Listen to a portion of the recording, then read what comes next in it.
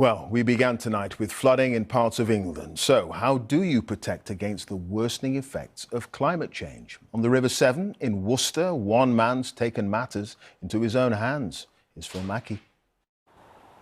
They say an Englishman's home is his castle, or should that be an island? On the floodplain in Worcestershire, there's only one tiny bit of dry land left. This is how it would normally look.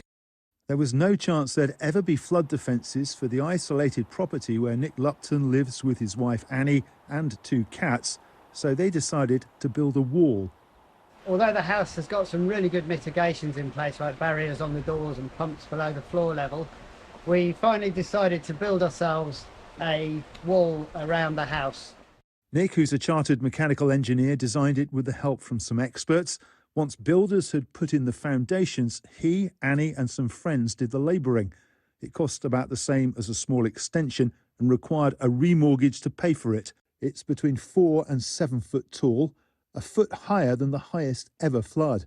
They built it in the summer, it took 4 months, and it was finished just in time for the first big flood of this season in October. A really important part of building the wall was to install these sumps. The groundwater is going to come up underneath and around the wall, and these sumps will collect the groundwater and pump it back outside the wall. It's impossible to reach the house safely as the water's too deep and the current's too fast, but we were able to talk on a video call. Finished it middle of September and we tested it middle of October. And it's worked? Definitely worked, yeah. This is the second test.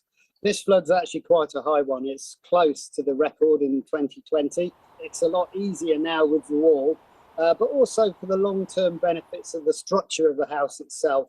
A flood isn't going to do a house any good, so holding the water away from the walls is going to be better in the long term for the house. I think the biggest danger is a little bit of cabin fever. As long as we've got enough shopping and red wine or whatever, we're all right, we're okay.